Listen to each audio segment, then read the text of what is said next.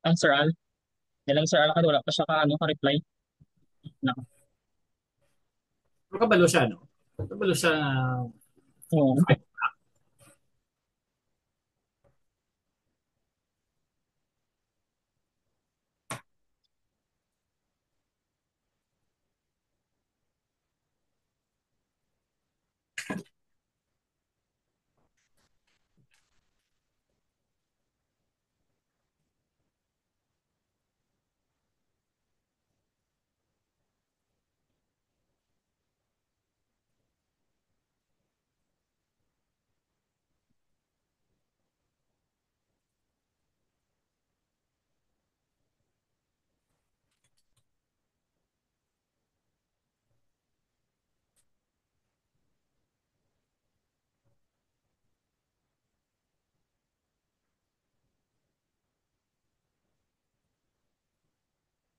Sinalipat daw. Wala sa nalipat, ah.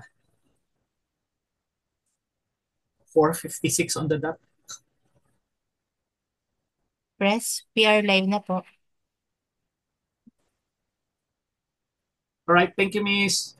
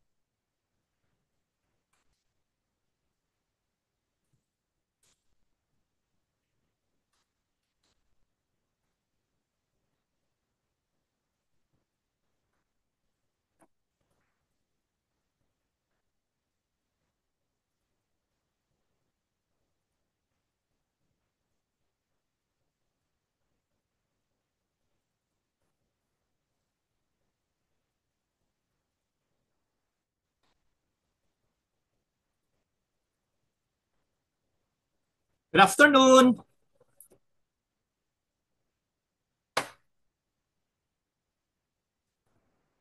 Good afternoon, mga Capex Pro.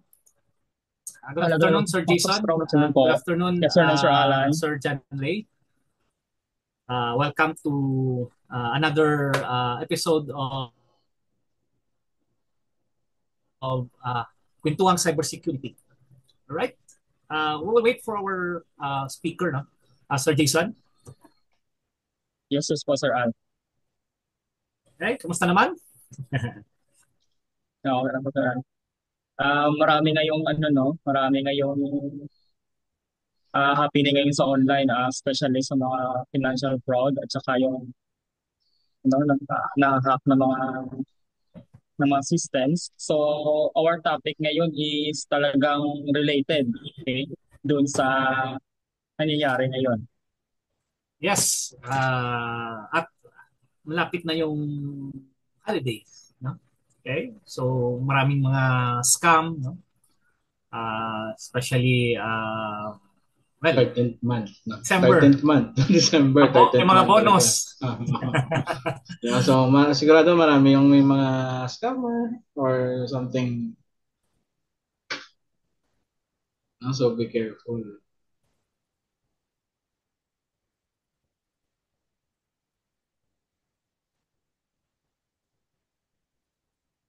Good afternoon. Good afternoon. Good afternoon, mga Capex Pro. Good afternoon, Sir Jason. Good afternoon, Yes, sir, no, Sir Alan. Sir. Okay.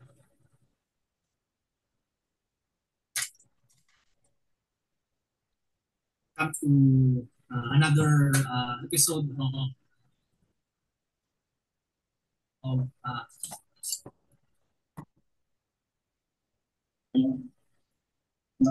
Na-hack na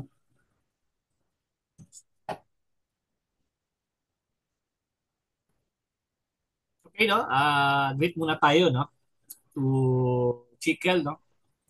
Good afternoon, no? Kenneth, no? Okay. And RK, Obani, good afternoon, sir. And Miss Andrea, good afternoon. from Ascot Ballard. Okay. So again, for those who don't familiar with us, no? We are from Bacolod chapter, okay? And we have DP Jason for Expo Cares and John Ray for BP for membership. Okay. Good afternoon. And yours truly, the President chapter of Bacolod. Right? Welcome again, no, to Pix Pro. Another episode of Kwentuang Cybersecurity.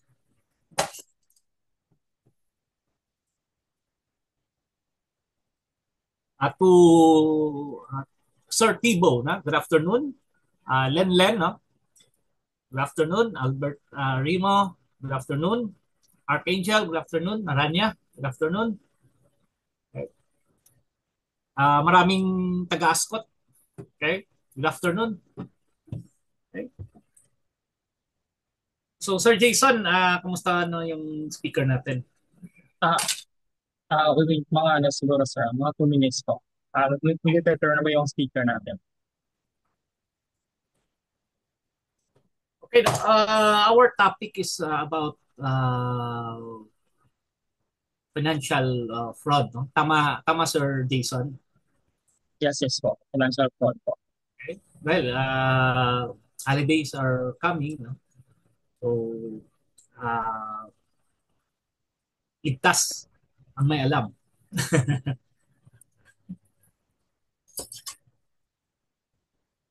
Na-notice ko lang well, yung bad actors or mga scammer hindi nagpapahinga eh.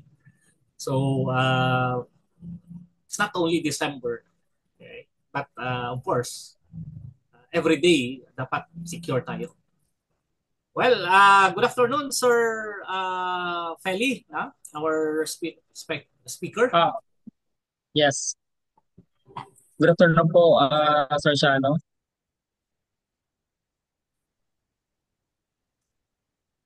Siguro nag-set up pa. Set up siguro, sir. Hello po. Good afternoon, sir.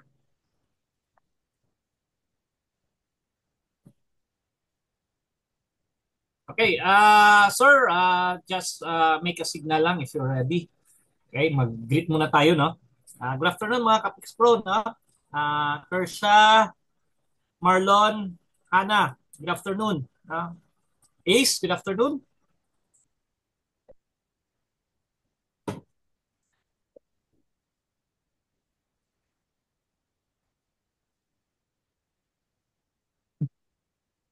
James Patrick, good afternoon. Okay. Mga Kapix Pro, good afternoon. Okay na po. Mga viewers na po. Sir Feli?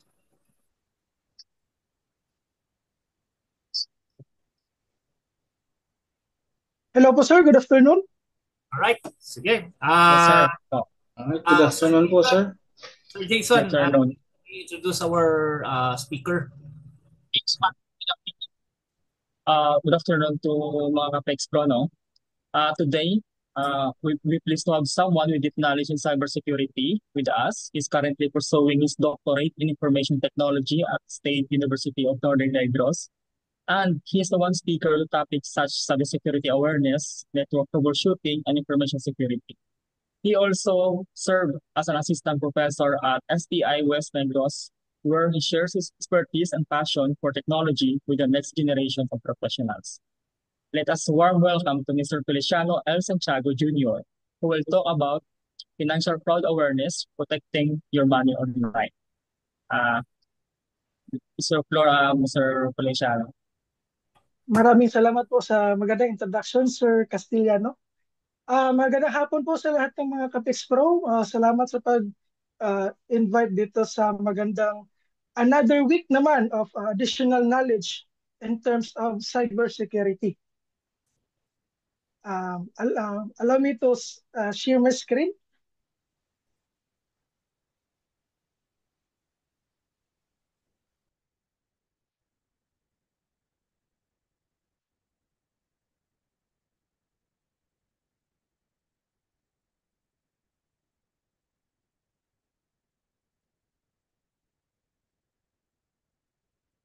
Okay, ayun. Visible na po ba, mga sir? Yes, sir. Yes, Yes, sir. sir. Yes, Visible sir. na po. Go ahead Yes, po. sir.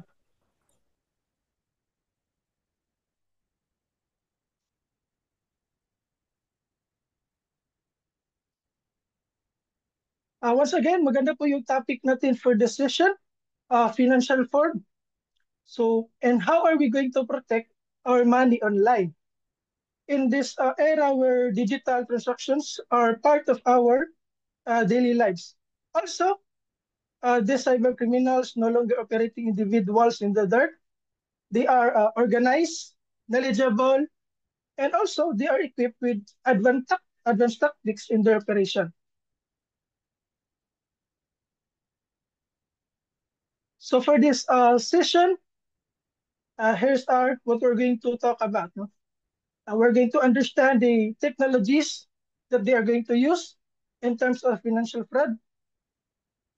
We have phishing, spear phishing, malware, spyware, man in the middle. Another topic is what are those practices so that we can protect our money online? Okay? Our password hygiene. How are we going to recognize phishing emails and links? And what are those risks when we connect to a public Wi-Fi? Also, um, we're going to understand what are those responses when we will become a victim of a fraud. No? We're to report how are we going to report our incident? How are we going to secure devices, update our security systems, and so on. Right?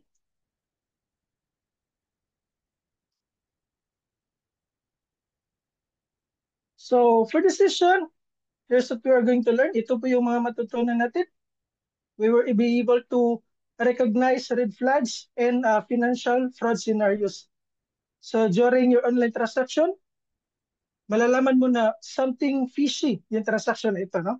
So you have to double check. We're going to be aware. Another learning objectives is we are going to implement best practices for a secure online banking and transactions. And another is we're going to understand what are the actions we need to take when we became to a fraud victim or a victim of cyber attacks. Usually, by saying cyber attacks, we think of defending our data or information of the processes. No? What we didn't include in our processes, some of us might be not including this one, is what are those, what is our response plan when we have been attacked by a cyber attack, right? But before we're going to proceed to our topic for this session, I have here a few questions that you are going to ask for yourself. Is my data or information is secured? And who has access to my sensitive data? Another few is I am sharing data with third parties. Is it necessary? Is it safe? Is it secure? Tama po ba? Um, let's say for example, there are some applications. In order to fully use the application, we have to forward a valid ID. So, secure lang ba na mag-forward tayo ng valid ID natin? Necessary ba na mag-forward tayo ng valid ID natin or any sensitive information?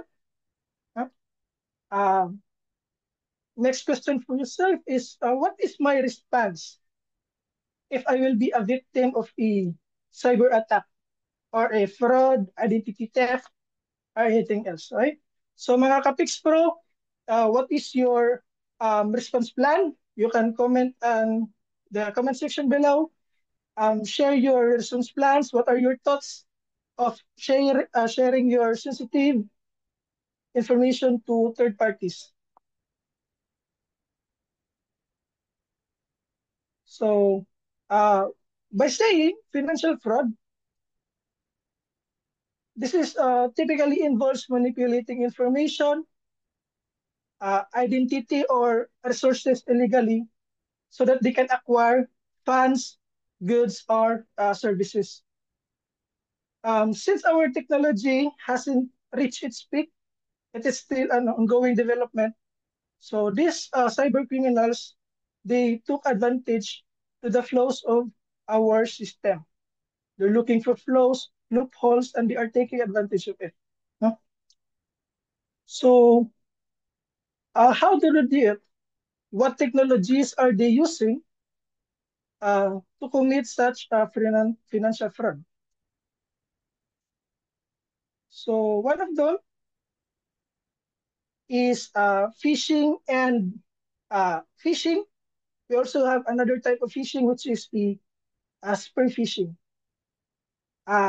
This is one of the most common cyber attack. So phishing is a type of cyber attack where attackers pretend to be a trustworthy organizations. No? Like they are going to replicate the banks, online stores, social media sites. No? And what they're going to do is they're going to trick people to share the sensitive information with them, such as password, credit card, personal details, and so on. Okay? So how it works? These cyber attacks often sends fake emails or messages with urgent requests of offers. So, now asking the soon-to-be victim or recipient to click or enter other information to a look-alike website. So once a victim provides their information, the attackers or the cyber criminals use those entered information to commit fraud or to steal your money or access your personal accounts. Okay? So sample scenario would be, wait mo muna.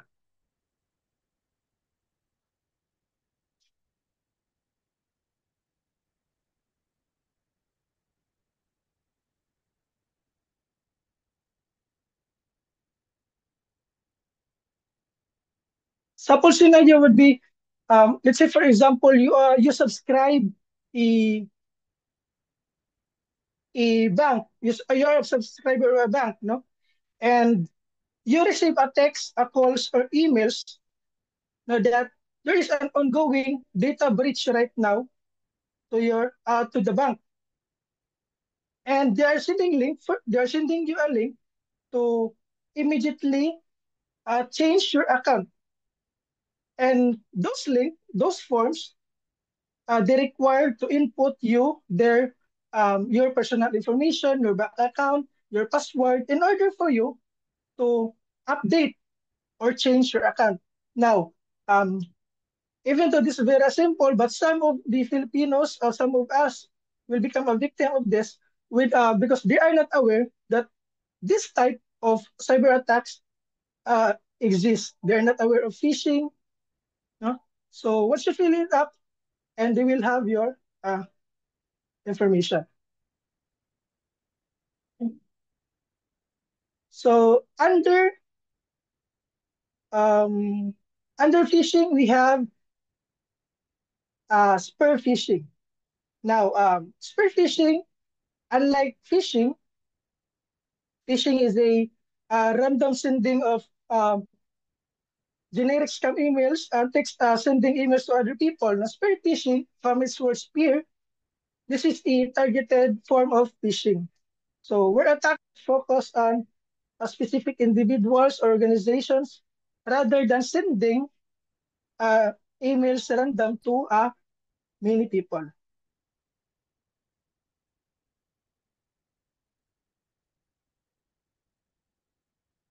Other technologies that they have used is we have malware. So this malware is a short for malicious software. This is designed to harm. This is a software designed to harm, exploit, or otherwise negative impact to a computer system, network, or devices that is installed. Other form or type of malware is we have spyware. This spyware is a specific type of malware focused on secretly collecting information from a device without the user's knowledge or consent.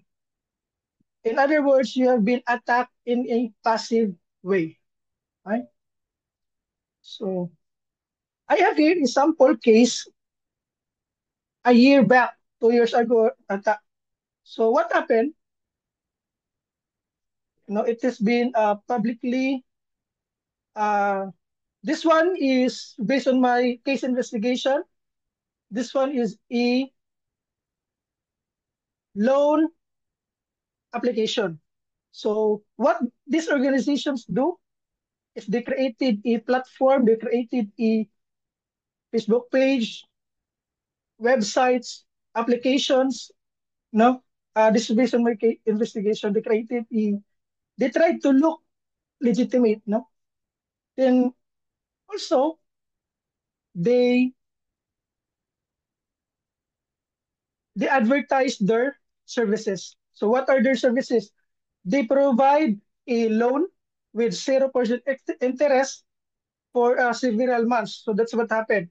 So several of the Filipinos, ganun naman tayo, magka-emergency tayo ng pera, kailangan natin ng pera, something like that. So marami yung nagka-interest. Many people have been a victim of this so-called application, loan application. No? You have been advertised that you will be allowed to borrow, let's say, for example, 3K, no hidden charges, 0%, no. But once you install this application, no, once you install the application will require you to allow access to the specific format of your phone. They require you to access to your contacts, access to your gallery, to your phone. What's worse is they could install another malware in their application. No? This scenario is combined with malware and social engineering attack. Okay? So once you install the application, you allow their access to phone, to application, to contacts and numbers. They gather those data within your phone. So gano'n naman tayo. As long as makakautang tayo, makakagamit tayo ng application, yes na lang tayo ng yes, no? Kasi yung nasa utak natin, in our mindset, we need amount. And they offer low services that is for zero interest, something na engaging, tempting offers. Okay? And during your application, it is legit that you will receive money. They are going to send you GCash. But here's the scenario. No? During your contracts and agreements, you are going to fill up that you are paying, let's say, for example, the amount for about 3 months or 6 months.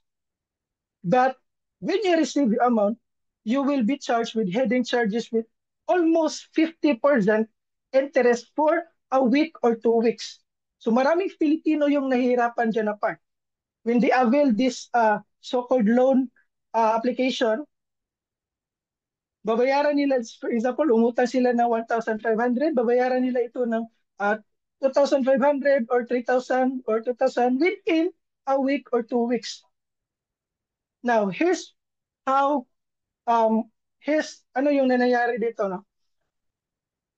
So the company, you allow them to access your phone, your contacts, your messages, your phone, ano. So meron silang number sa lahat ng mga contacts mo na kalag sa yung phone, no? Hinaharas nila yung mga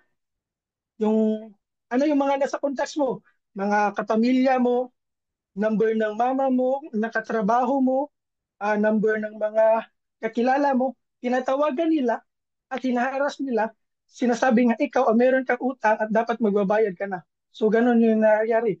Some of incidents I have read is to the point na sasabihan na papatayin kita, yun. So most of the victims are not aware on how to deal with these scenarios. So some of them are reported, some of them bumabayad, something like that.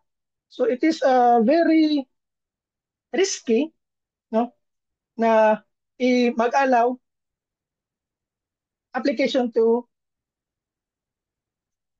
we allow malicious applications to our phone. So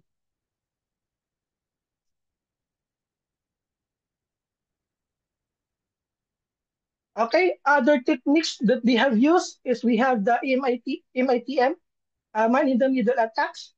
Is a type of cyber attacker where an attacker secretly intercepts and potentially alters the communication between two parties, such as a user and a website or two devices within their knowledge.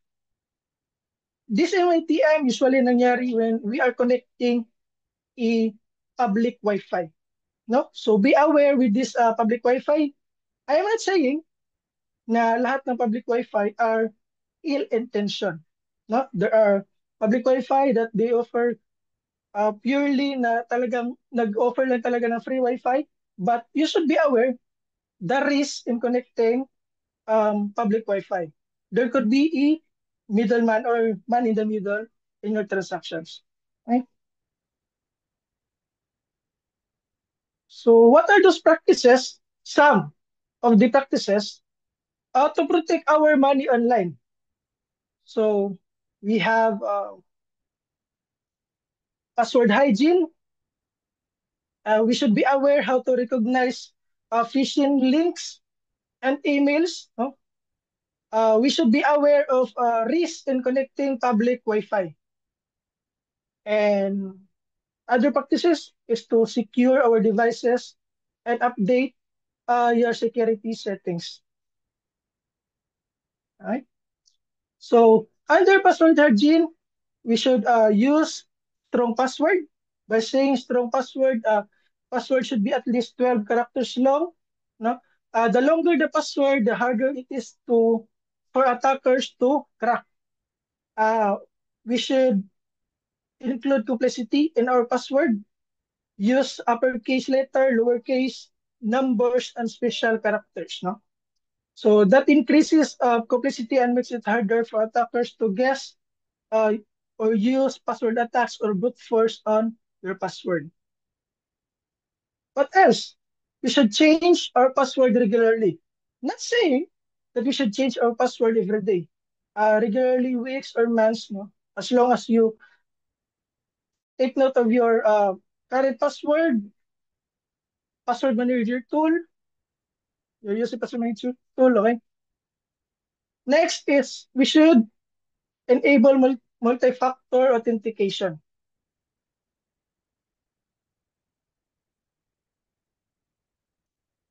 Okay, so under recognizing phishing emails and links, so we should be wary of suspicious sender email.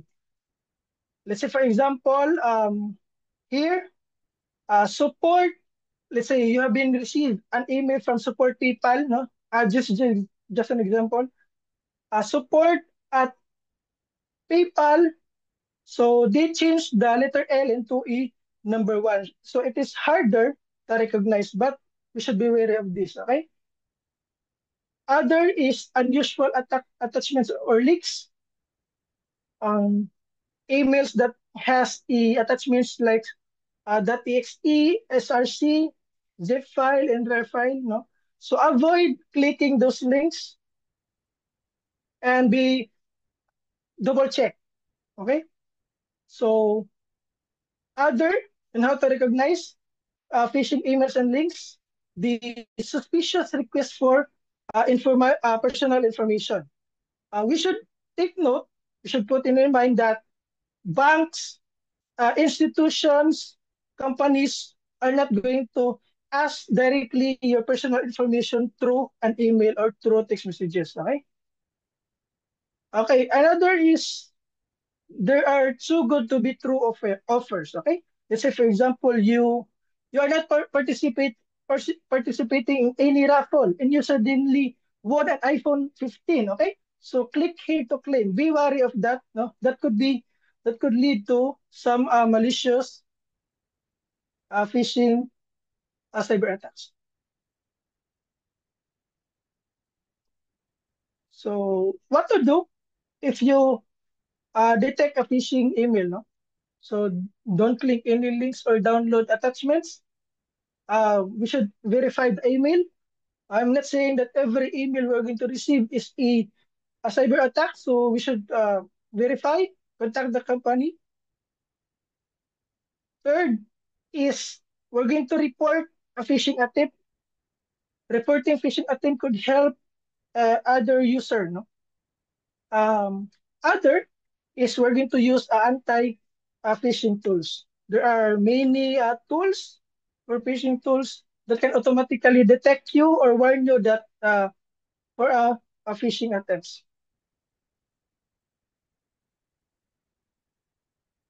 Okay, so another practice is to protect you online under risk of connecting to public Wi-Fi. Once again, the man in the middle.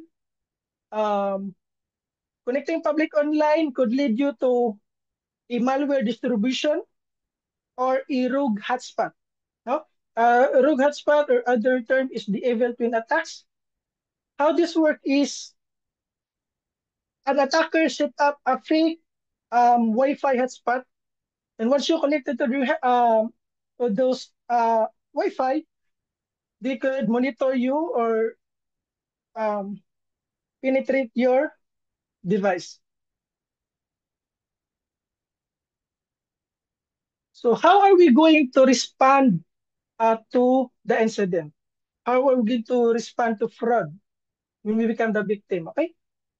First, report the incident. We're going to secure devices and update your security settings. One of these securing devices, we're going to update our password in every account. Okay. Reinforce online security practices. And others, we're going to build a culture of financial vigilance. Educate. Huh? Seminars like this, organizations like PixPro is a big help to the community of providing awareness and trainings to our um, fellow citizen. Okay? So that ends my presentation, mga ka-PixPro. Maraming salamat po. Nice. Thank you, sir. Thank you so Really, much. very good. Ito lang yung tanong ko, no? Marami pa rin victim, no? Ng mga scam, no? Kahit marami ng awareness na binibigay, no? Like, of course, you mentioned PixPro and other cyber groups, no? But still, there's a lot of Filipinos that are victim of scam, no? Okay? So, yan talaga yun. So, dapat sa atin, continuous, no? I-continue natin yung education, i-continue natin yung awareness, no? Para hindi sila biktima. Yes, Sir Alan Pakulan. No? Right now, based on my case study or investigation, most of our educational institutions doesn't have this curriculum that included yung cybersecurity. Okay lang sa atin for those information technology students, information technology people, technology-related people, sa curriculum natin we're studying, included yung tinatawag natin na cybersecurity. But for the rest of the some of the course are meron silang related but Data Privacy Act man lang. Not totally that paano maging how to build, how to make your data secure, no, what are those attacks na pwede mangyari sa'yo, something like that. Yes, I agree, no? Yung mga victim kasi most of them are old, no? Mayroon ng mga edad at saka yung minsan naman physically, no? Nandoon sila sa bank, no? Makukuha yung mga PIN number nila. Okay? So, yan ang problema. So, again, no, I mentioned that continue giving seminars, talks, no? Para for awareness. Okay? So, Sir Jason. Uh, Very informative yung Sir Feliciano, no? Katulad ng sinabi niyo po, it's very important that our Filipino people will be educated in terms of cybersecurity. Yun nga, sometimes maraming pa rin nahahak sa atin because the information in cybersecurity is more on general, okay, general awareness. But yung mga specific na attacks is hindi pa alam ng mostly, no? Mostly Filipinos are not aware of those of specific attacks. Like for example, yung man in the middle attacks, mga ganon-ganon. And then phishing, okay? Yung mga term na ganon. So hindi nila aware yung mga specific na mga kasi every attacks is dependent kung kung ano yung mga actions sa mga user. So it's very important to introduce to them kung ano yung mga specific attacks na pwedeng mangyari sa kanila kung ganito yung gagawin nila. Yes, yes. I agree. Sir John Ray, no? Baka mayroon kang i-add. No? Actually, meron nga akong tanong, no? So, sir, may tanong lang ako, no? So, about sa, kanina kasi sinabi mo about sa third party, no? So, awareness na lang ng mga nanonood. So, good afternoon sa mga nanonood, Graphics Pro. So, tanong ko lang, no? Meron kasing may mga, for example, may mga application na napapaloan, right? So, sometimes may mga teenager or mga middle age na din na gumagamit ng ganyang app, and then instead of creating their own account, they connect the email, instead of using or creating their account. So first option kasi is connect to Google, and then yun ang magiging account mo, no? So on that, possible siguro na no na isa yun sa mga makakuha nilang data and something like connected yung email ad mo sa ganung bangko, then connected na yung lahat-lahat, parang gano'n. Posible ba yun, or any tips po para para at least ma-prevent yung mga ganung klaseng scam? Magandang tanong po yan, Sir John Ray. Maraming salamat po. Sa mga third parties natin, not only email, no, but they also require a very personal, sensitive information, sometimes ID.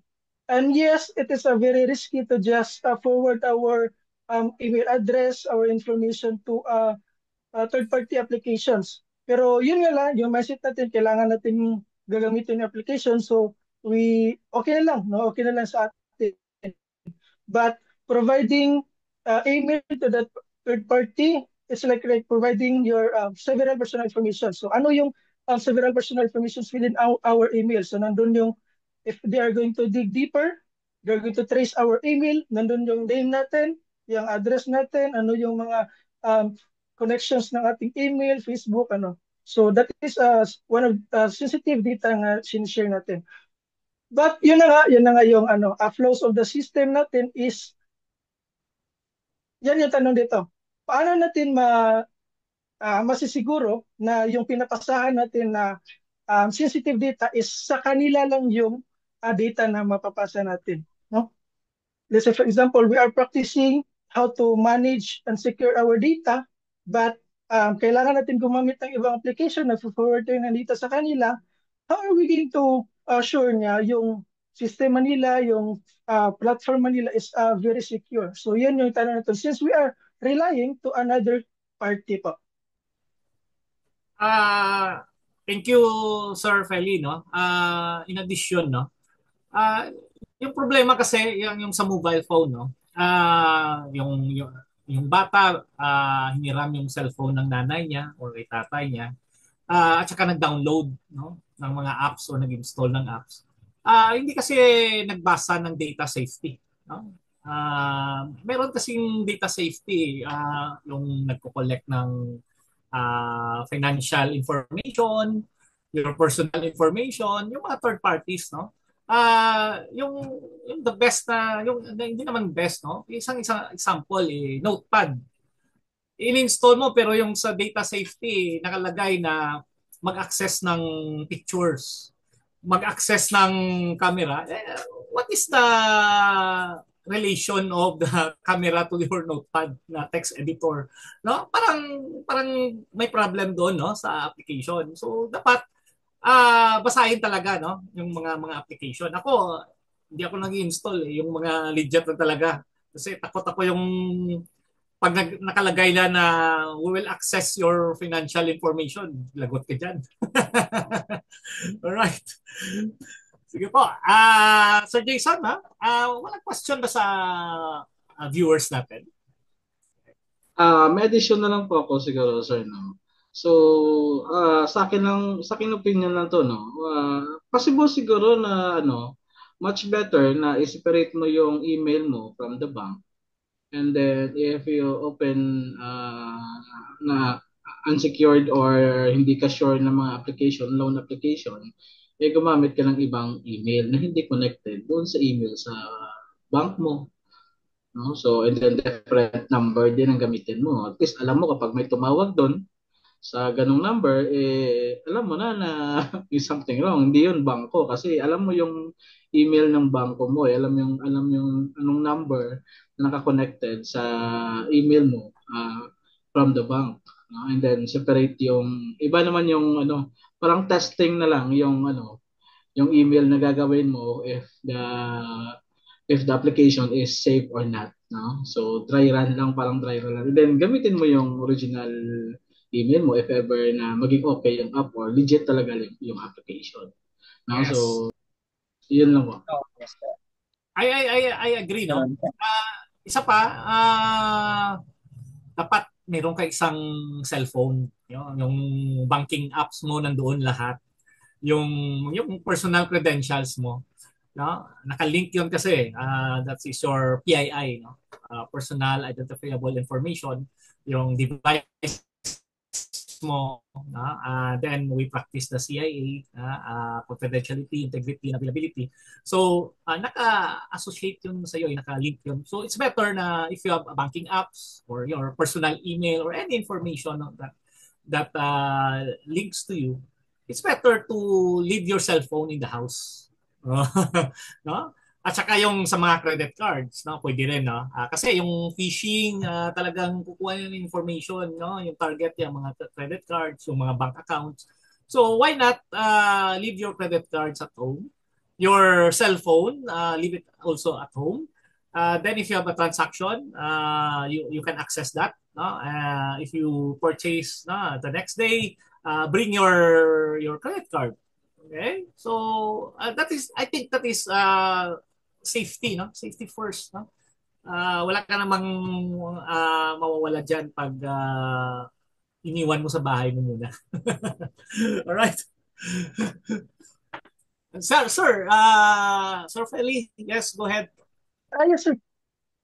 Magandang Sir Janre also provided a maganda solution in terms of security. Yung mag-separate ka ng email mo for something, yung separate ng email mo for your business or work email, your personal email, your secured email, tapos mag-create ka ng another email for testing or dry run na email. Maganda yun. Also, maganda rin po yung idea na Sir Alan that we are going to another device for work-related or bank account natin, secure device, and then for browsing, something like that. Yes, po. Alright. Greet muna natin yung mga viewers natin, no? Good afternoon to Sir Kenneth, no? To Miss Maria, no? Sir Alex, good afternoon. Okay? So, Sir Janday, wala bang question? Tanong sa kanila? So far parang So far na wala namang. pero tanong ko lang din po, no, another question about sa ano kasi sa password hygiene. So actually, especially sa mga bank account, no, or especially may ATM ka, no, yung password mo is 4 lang no. So ano yun, yung paano yung i-secure yung password mo. And then about sa password hygiene kasi is parang medyo mahirap ito for the oldies or medyo may edad na, no? So Kasi when we say password hygiene is merong special characters, numbers, capital letter, small letter.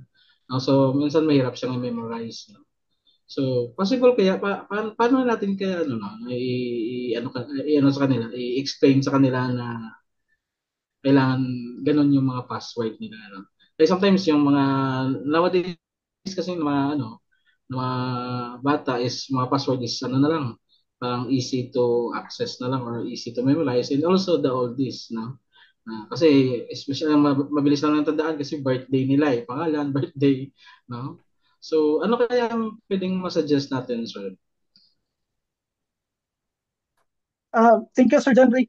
Regarding sa 4-pin na passwords ng ating ATM, um, yun na nga, I think in terms of 4-pin password is intended siya for credit cards. You have to physically input your card doon sa ATM machine mismo and to input a password, 4-pin password. And para naman sa mga online banking natin, nag-separate tayo ng mga, yun na, i-practice natin yung password hygiene, your strong password for um, online transaction. Okay po. Okay po. Siguro, For sir, additional, yes, sir. Go ahead, Sir Jason. okay po. For additional infos lang po, yung sa password hygiene po, yung halimbawa, meron po tayong 14 characters sa mga application. Sometimes, ako po, personally, I use po password manager. Okay, like for example, yung trusted password manager po is like the Avira or the Google password, or something like that. So, every time that I register some of the website, nagsasuggest po siya, okay, ng 14 password, different characters. So, no need to type na. And then, when you log in that site, no need to type na rin po yung password because yung input box niyo po is will automatically fill in, okay, of those password manager. And take note of that, you need to trust only the password manager that are legit. Like for example, na-mention ko po kanina, yung Avira password manager is one of the legit password. And for the credit cards naman po, you know, yung medyo merong mga credit cards na anim na yung password So the only solution na siguro for you dyan is to change na lang yung password regularly. Like, lagay natin 2 months, 1 month, gano'n na lang. Para for the security of, or what we call the password hygiene. Siguro, Sir pwede, Alan. pwede din siguro passphrase na lang. Like, para hindi makalimutan. Happy birthday, John Ray, 1, 2, 3. Happy birthday, John Ray, 1, 2, 3. Alright, we have question from Miss Arlene. Miss Arlene, good afternoon. What can you say about SMS or text hijacking? How is it different from other cyber attacks like phishing or smishing? Okay, sir, you can answer this, sir. Yung question niya is about SMS. No? Thank you for that question. SMS hijacking, I think siguro it's part also of a social engineering attacks. Yung mga magte-text sa you that you have won several thousand. No? In order for you, para ma-claim mo itong pera, usually yung mga victim nito is yung mga oldies na hindi pa sila aware sa mga ganitong um, procedures, ganitong cyber attack. No? Let's say for example, you have received a text that um, notifying that you have won 500,000 from San Miguel Beer. No? In order for you to claim this 500,000, you need to call this number for transaction. And this group of people, the social engineering attacks are daw para sila itong mga actor. They're acting to be a legit lawyer. No, they are going to process your 500,000. No, the trick on this part is in order for you to process your 500,000, isa ako sa mga naka-receive ng mga ganitong mga skema Talagang legit na legit talaga. Ang fluent ng English, meron pa silang backup ng mga attorney, no? You can visit me to this, may mga personal website pa sila saying that they are a legitimate attorney, no? In order for you, sasabihan ka nga para ma-process ko ito, no? Rush to para mapadali yung proseso natin since I am a lawyer, you have to send me the initial of 30,000, something like that. And also, parang chance ko na itong maging magkapera. 500,000 is malaking pera. So, hanapan mo naman at tapos magpo-provide ka naman ng 30,000. And yun, magiging victim ka ng social engineering attacks. Yung sa SMS, no, is ironic, no? We have the SIM card, ano bang tawag diyan, no? But still, no, yung mga scammer, yung mga bad actors, makalusot pa rin, no? Like what happened to I no? I no? No, Pokwang. I'm sorry. Pokwang, no? GCash, maraming nagte-text sa kanya, no? Nagsisend ng maraming numbers, no? So I don't know yung SMS natin, no, kung paano 'yan, yung law or yung sa enforcement, yung implementation, nalusutan pa rin, no. So again, no, we go back again to the basic, no. We have to educate awareness, no, na pag hindi kilala yung number, wag na sagutin. Pag yung may nag-text na mayroong mga links na wag na rin i-click yung links, no, kahit sa cellphone lang yan, no, kahit sa text lang, sa SMS, no. So yun, no, it is very important again, awareness, no. So again, no, kuya, maraming tanong at saka yung ba't marami pa rin nabibiktim, no. Okay, kahit marami ng seminars, awareness, no? There's something wrong with the people. Okay? Oh, yes. Yes po. I think Okay. last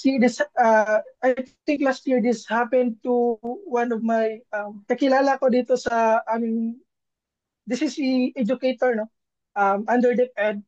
He has been a victim of something, one of the social engineering attacks, no. I think based on my investigation, nanakaw or nakuha yung ID niya. At tapos yung valid ID niya has been used to apply for online platform na loan. Tapos ID niya, yung number niya, siya yung sinisingil ng loan platform. Or it could be na talagang ina-assume lang ng loan platform na ikaw ito, that you have a pending payment of ganyan nangyari. So, my friend is a very sensitive person. Talagang naiyak siya, bakit meron siyang utang na hindi naman siya nangutang. Yun na nga, na-expose ang kanyang some ID niya, personal data. It could be na may na-install siyang application, nag-access sa phone and gallery niya kasi she take pictures, he or she take pictures sa kanyang mga sensitive information, valid IDs, no? Doon siya nagsisave sa phone niya. So, meron kanyang klaseng attack. So, we should be wary, we should be aware of these kinds of attacks. Right. Yes. Meron Okay. pa question, no? By the way, with VP Sheila, no? Good afternoon, our very own Miss Sheila of Finance, no? To Sir Alex, no, how can you identify an AI created video audio from legal person doing it, particularly on ads promoting product items? No? I think AI right now is very sophisticated, no, because of the technology or the advancement of the technology. But before, no, you can detect the video, especially the human body. If you notice the fingers, no? Sometimes it displays six fingers. So that is AI generated. But they developed, no? Actually, we cannot stop AI, no? Especially for the advancement of the technology. And it's there's pros and cons, no? But for marketing purposes, it's also helpful, no, to use AI. But it's up to you, no, to disregard, especially in Facebook, no? Maraming ads diyan, no? Mga reels right now is AI na. At At si Meta mismo nagsabi na yung mga content will be AI generated na. No? Probably ads. So we cannot stop. No? And then, marami pa rin inaalaw na ni Meta ng mga scam or yung mga scam site. No? Kasi nagbabayad din sila ng for advertisement. Okay? So, yan lang siguro, sir. May add-on kayo sa AI, about AI?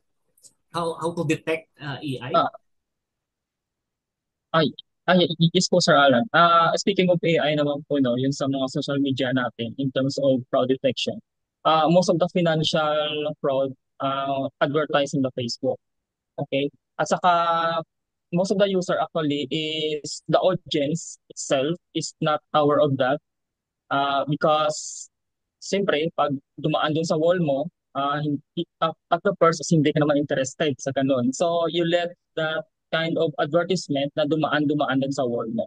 So, take note po tayo mga ka-Fix Pro that our brain is wired for familiarity. Once yung ads na yun, always na yun lumalabas doon, ang trust po natin doon sa information na yun ay dumadagdag po. Okay. So, yun po yung strategy sa marketing rin po natin. No? So, the more you see the ads, the more you trust it. So, yun lang. Nag-a-ads sila. So, paano po natin ma-aware yan? Siyempre lang, if you don't like the ads na pinapalabas ng Facebook, just, kasi yung Facebook meron pa siyang AI eh. So, yung AI po nila is nag-learn din po based sa atin interaction po. So, if nilet po natin yung papalabas din sa atin sa wall po natin is yun po yung palabas ng AI. So, you need to mark it not interested yun sa Facebook po ninyo pag lumabas dun sa wall nyo para alam po ng Facebook alam po ng AI ng Facebook na hindi po kayo interested sa content na yon. So, it means na tinuturuan po natin yung AI kung ano yung dapat ipakita lang po sa atin sa wall natin. So, yun po yun, no? Lumalabas doon mga financial yun. So, may time na kailangan po natin yung pera, automatically yung sa mind po natin, yun, yung always nakikita po. So, hahanapin po natin yun. Ano yun, nag-a-apply na po tayo. Ganun. Yun na po, starting trust natin sa financial plan. Alright, sige. Malapit na tayong mag-end, no? So, ito na lang yung bigay natin sa viewers natin, no? Holidays is coming. December na, malapit ng December. Maraming bonus o bonuses. So mag-ingat lang, no? Yung GCash, no? Problema tayo sa GCash. E-wallet kasi yan, no? So wag mong the same with your physical wallet na buo-buo talaga. Yun kasi we don't know, no? Baka makaproblema yung system at saka yung process. But GCash is securing, no? Securing the system. So wag mag trust talaga, no? Wag magbigay ng ATM, yung team number at saka practice ng password hygiene. Yun, no? Pag may tumawag na ibang number, wag na sagutin. Okay? Pag may SMS, may links, wag nang pindutin. Okay? So yun lang ang basic, no? Practice natin 'yan. Okay? Sir Feli. Yes, go ahead. Yes, sir. All good sa sir. Meron pa ba tayong katanungan sa ating mga Kapis Pro? Wala na. Okay, Sir John Ray, or before we end this.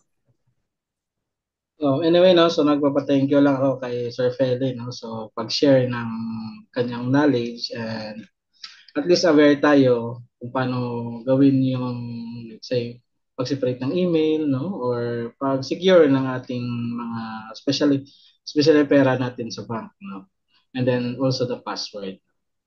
So anyway, Sir Jason, so yeah, ikaw na Okay. bahala. Sige po. So, dito na po tayo, no? Weekend na po. So, pero dito po sa cybersecurity, weekend na. Sa Pix Pro, happy lang. Walang Wala. Weekend. weekend. Sir, Thank you so much po, again, mga Kapex. Sir Feli. Sir Thank you Feli, so thank much. you Luciano, so thank you po. much. Maraming salamat Kapix Pros pag-invite dito sa at least makashare ako ng knowledge para sa ating mga fellow citizen. Sana ang mga programa ito is patuloy na makakatulong sa awareness. Very good. Thank you, no? Para naman sa membership, mag-comment lang, no? Or mag-send ng information sa amin about membership, no? Nandito naman si Sandray. At saka mag-stop ng kwentuhang cybersecurity. All right? Thank you. Good afternoon. Thank you. Thank you. Thank you so much. Thank you. Thank Good Sir, thank afternoon. you. Thank you po.